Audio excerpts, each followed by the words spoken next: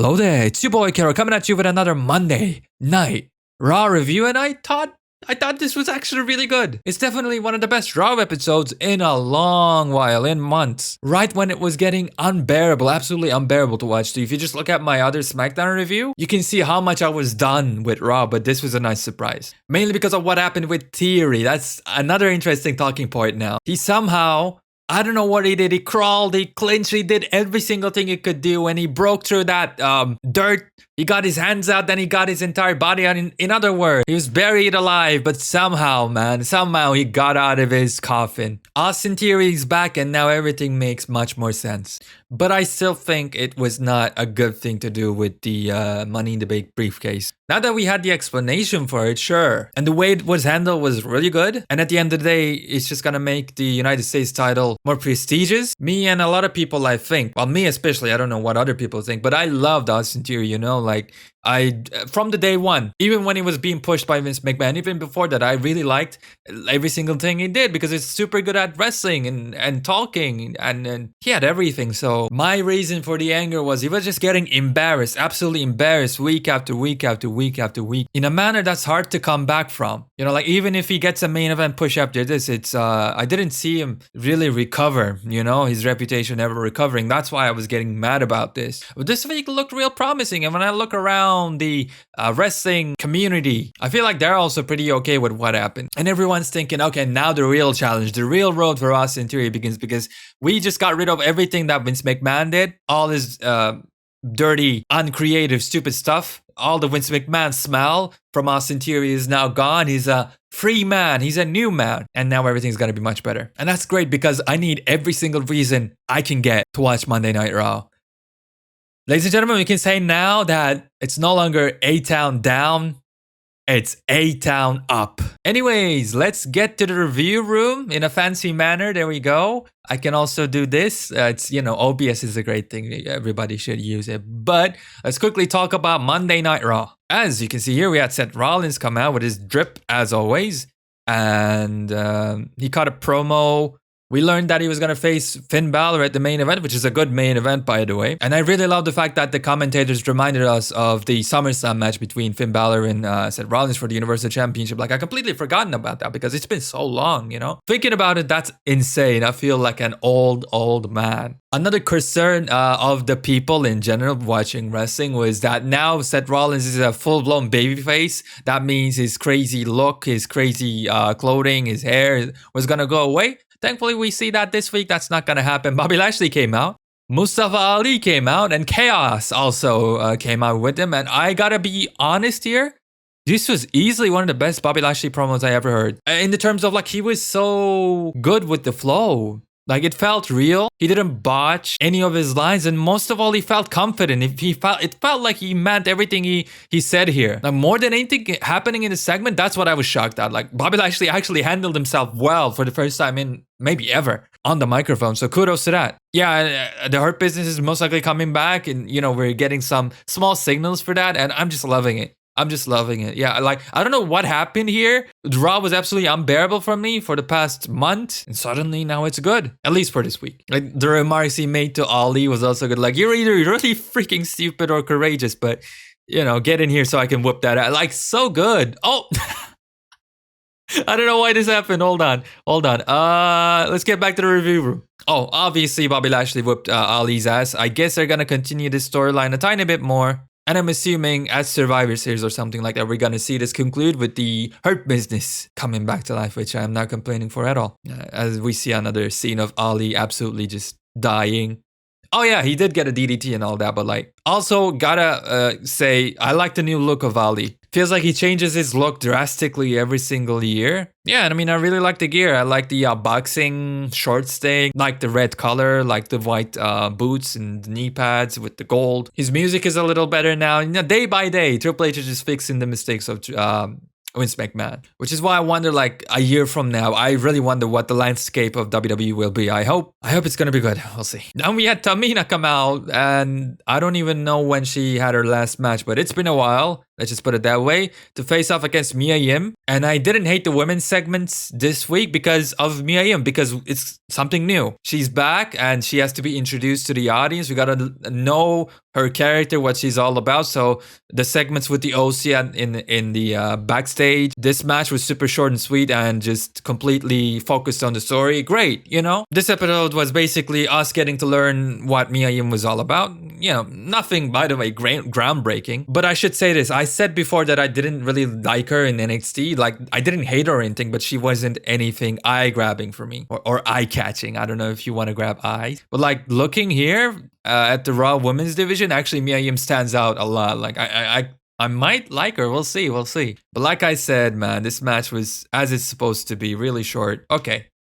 This cat he just wants to be a part of the video. I don't know why.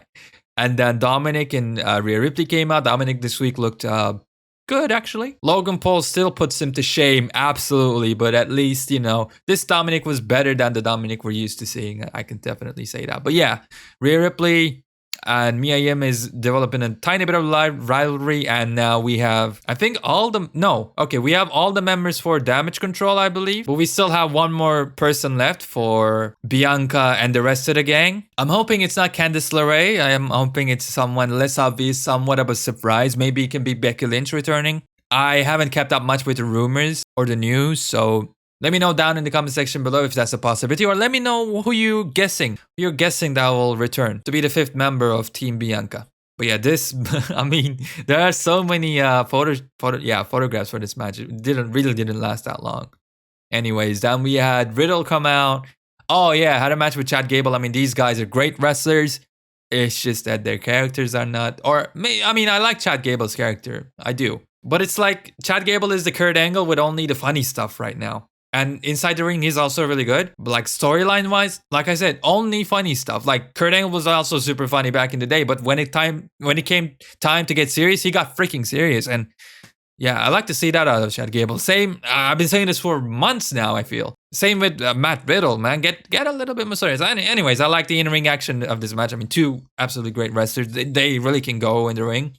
And so this was a good match. I totally recommend it, but it was just to continue the storyline. You know, Matt Riddle and Elias, they've kind of formed an alliance in defiance of the Alpha Academy. I guess so we're going to have these 4 guys face off at a pay-per-view, maybe Survivor Series, or maybe some other show, I don't know. In-ring action, like I said, is good, but story-wise, there's literally nothing here to grasp onto. Nothing. Like, give us anything, please. I mean, at least now both Matt Riddle and Elias lost in a dirty fashion, so maybe we'll see the story develop and become more interesting, but who knows? Let me quickly pass along these screenshots or photos. Then we had Miz come out looking like a teacher. Absolute, like, yeah, the teacher look.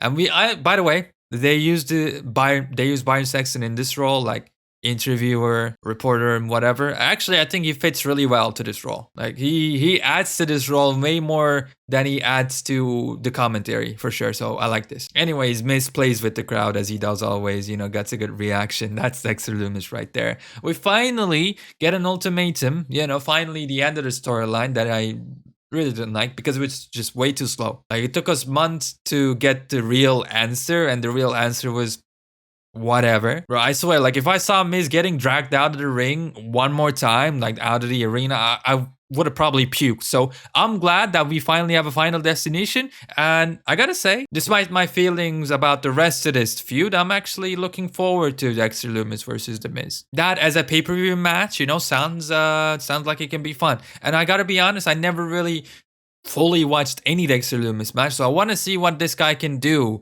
in the ring. Like, if it's completely limited, or maybe we can do more with this guy and he can go do more interesting things, go to more places. So like I said, I didn't like the storyline too much, but I do definitely want to see the ending match. What I presume to be the ending of the feud. Let's go ahead and look at these photos real quick. Okay, we had Shelton Benjamin for a second week. I told you how I loved how they've been showcasing Shelton Benjamin. You saw Cedric Alexander as well last week. We didn't see him this week, but I'm sure, like I said, the Hurt Business is coming back. So I think Shelton and Cedric Alexander as well. We're gonna start seeing them a bit more. But they're finally giving him the respect that he deserves. And the fact that Triple H is the one doing this, the guy who's been blamed to bury this exact guy, the bury Shelton Benjamin back in the past, is doing this, you know? Thinking about that is kind of wild. The fact that Shelton Benjamin has been wrestling for that long, because from his generation, we only have Brock Lesnar left. Batista is gone, John Cena is gone, Randy Orton is on a hiatus. Easy for me to say. But yeah, obviously Shelton lost against Dominic Mysterio here. And I think someone in the backstage told Mysterio, copy Logan Paul. Be more like Logan Paul. Like Dominic Mysterio actually did stuff here. You know, he emoted. He tried to get the hate of the crowd in the match. To me, he didn't look like a complete amateur, but he did a frog splash, right? He did a frog splash. And like he comes from the Mysterio family. But Logan Paul does a better frog splash. Then again, like Logan Paul, literally the frog splash he did was one of the GOATs. He's racing with Rob Van Dam there, right? He's racing with maybe Montez Ford even. But like, it wasn't a bad frog splash. But I've seen Dominic do better actually. Like I remember him doing a frog splash to Brock Lesnar, which looks so good. Like when he first debuted or like did a low blow to Lesnar, that looked so good. But anyway, at least I can say that Dominic Mysterio is slowly getting better. And really leaning into Eddie Guerrero and copying his mannerisms, which he should. I mean, he's growing a mullet for God's sakes, right? Which I love. Like this would be my exact idea, bro. You're in storyline, the literal son of Eddie Guerrero. Steal his gimmick completely. Go watch him back in WCW or whatever, WWE, it doesn't matter, when he was a heel, and steal that completely. Because literally nobody can blame you. Nobody can call you out for it. You're the only guy in the wrestling business with that, privilege, with that gift. So keep on doing what you're doing. Do it better. And I think maybe one day you'll get close to your father. Anyways, I'm sure you're bored at looking at this picture. Let's quickly go ahead and see what happened in this match. Yeah, Dominic was basically being a piece of crap. And nearly got his ass whooped. But of course, we have all the members of the Judgment Day there. So Dominic Mysterio picks up the victory by a dirty win. And then we had the women's match again. Dana Brooke, I think last week faced off against Nikki Cross, right? This week faces off against Io Shirai. I mean, I was really sad about Dana Brooke. Like I said, she might get released here, but she was fighting for the honor. You know, you destroyed my 24/7 championship, and the crowd at one point got behind her too. Like, let's go. At least one guy. At least there was one guy, a real loud guy, chanting for Dana. And as he was chanting for Dana, she just freaking lost. She just got destroyed by Io Shirai. But I think, I'll be honest, ever since Io Shirai went up to the main roster, this might be her best match in terms of showcasing what she can do. Like, she was really fluent with all her mannerisms, all her signature moves and finishers. Or she did one finisher, which was the moonsault. But like, everything went smoothly here. Like this, if you want to know what Io Shirai is all about, her gimmick, her moves, her in-ring style, I think this is a real good showcase match for this. So I enjoyed this one as well. Like I said, even last week, I told you that I didn't enjoy women's segments, but yeah, I love her dropkick from here as well, springboard. And I like Dana as well. I don't think she's the greatest wrestler, but she has definitely come and improved a ton. So I hope Triple H for some reason keeps her around and gives her more chances, because I think she'll take full advantage of them, because I can see that she really wants to do this and she works hard for it. And so yeah, that's why I'm a little bit biased. But we'll see what happens. Your Damage Control looking strong as always. And finally, we have Bayley joining in with the red hair thing. Actually, I think her hair was red for a while. And I gotta say, for this promo, because Mia came out, hey, I'm joining these girls right here. I really didn't like Dakota Kai, because sure, her delivery is better now, but it's not convincing. Like I said at the beginning of the video, when Bobby Lashley delivered his lines tonight, it was so good. It felt like he believed what he was saying, right? Here, it's the exact opposite. Dakota Kai just didn't feel like it. Didn't feel confident enough, and that's why I didn't like her promo right here. But whatever. Okay, fair enough. I think we're gonna see a moonsault from the top of one of the cages. In other words, the women's War Games match is looking like it's gonna be quite fun. So nice. Like I said, all I wish is that we don't see the fifth member. We get a surprise for that. Like if they say, oh, here you go, it's Candice LeRae, I'm like, oh my god. Then we had not Dominic, but Austin Theory and Dolph Ziggler. They had a beautiful promo backstage, especially Austin Theory, the way he somehow made sense of the entire situation. I talked about Bobby Lashley being real like 2 times. Let me talk about it 3 times now. This promo felt like that as well. Like, I'm not used to seeing promos like this in the WWE. This felt genuine. This felt great. The segment was good. I was wondering where Dolph Ziggler was. He came back here, and they can actually be a tag team with Dolph Ziggler. Maybe that's what's actually no. When I think about the ending of this match, that's probably not gonna happen. But they looked like a tag team because of the way they were dressed. Austin Theory and Dolph Ziggler. But yeah, I'm loving what Austin Theory is doing right now. He's making Raw exciting. I like this. I talked about it in the beginning of the video, so I'm not going to stay on it too much. But this match was fun. Austin Theory had Dolph Ziggler absolutely beat, but he decided to not win the match, but destroy Dolph Ziggler. Ruthless aggression. That's what we saw from Austin Theory, and I love it. Yeah. And then we had Akira Tozawa versus Baron Corbin. Good luck, Baron. I love the poker segment, throwing it back to all the way to the Attitude Era and the APA. Love that. Akira Tozawa, destroyed JBL and Baron Corbin on poker, but then he himself got destroyed in the ring. Actually fought off quite well. So maybe he's going to be featured more on TV. And I'm sure Triple H wants at least one Japanese star, right? And Akira Tozawa is actually a pretty good wrestler. So maybe we'll see more of him, who knows? But if this was Vince's WWE, this match wouldn't last more than 3 seconds. Anyways, it was nice. I love this Shining Wizard as well. It's my favorite move, maybe. It's at my top 3. I love the Shining Wizard, and Akira Tozawa hit a perfect one here. I mean, it was a fun match, I gotta be honest. This actually got no reaction, and Baron Corbin in general gets no reaction. That's why I keep saying I don't know what they're gonna do with this guy, but good luck, man. Anyways, Raw. I want to, keep this video short, but when we're talking about Raw, it's impossible. Finally, we get to the main event where Seth Rollins took on the Prince of the Judgment Day, Finn Balor, and, what did you expect? I'm pretty sure you expected a good in-ring match, and this was exactly what that was. And they even, did the barricade spot again, and Finn reversed it and all that. I love that, doing the callback. And Seth Rollins and Finn Balor, really good technicians, really good in-ring wrestlers anyways, especially Finn Balor loves reversal wrestling, right? And it was just a really fun match. I mean, I keep saying it, I just had fun watching segments tonight. They all were not groundbreaking on the perfect wrestling content, but they all offered something fun to watch or something interesting to at least keep your attention, right? So this Raw was a huge improvement. I love this reverse Bloody Sunday as well. It actually looked like a little bit of a tombstone, because see how Seth Rollins is falling down. And then, I'm like, what the hell is this? Yeah, everybody came out while the match was still going on. It just went crazy. And Finn Balor lost. Seth Rollins basically took advantage of the chaos and just okay, let me just get my title and get out of here. And that's what he has been doing for the last couple of weeks now. Okay, Bobby, you can destroy Austin. I'll just take my title and get away. Okay, the OC and the Judgment Day, you just destroy each other. I'll just take my title and get away. But yeah, that was pretty much the end of Raw. And I gotta say, for a while now, I thought the Intercontinental Championship, the way it's been booked, the tournaments for it, the way we see the contenders get determined for it, I thought it was perfect, but the United States Championship was kind of underwhelming in comparison to that. But now I think it's on par. I think now both the mid-card titles are super good. They're actually interesting. They're actually worth our time. And that's another thing that I cannot believe I'm saying, because for the longest, I've been doing videos on wrestling just in a different language for 10 years now. But I kept saying this for so long. Why don't you make the mid-card titles important, bro? And to see that happening, finally, it's just so gratifying. Also, multiple times I thought that Austin Theory was going to change his finisher. He was going to do the old TKO, right? 8-10 down, instead of putting his knee.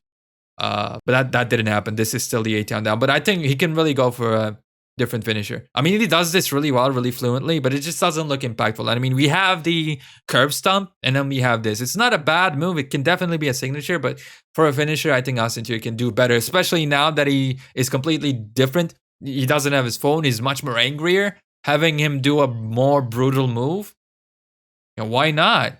Why not? I mean, even if it's a relatively dangerous move, Austin Theory is one of the best wrestlers on earth right now. You can trust him with that. I don't know.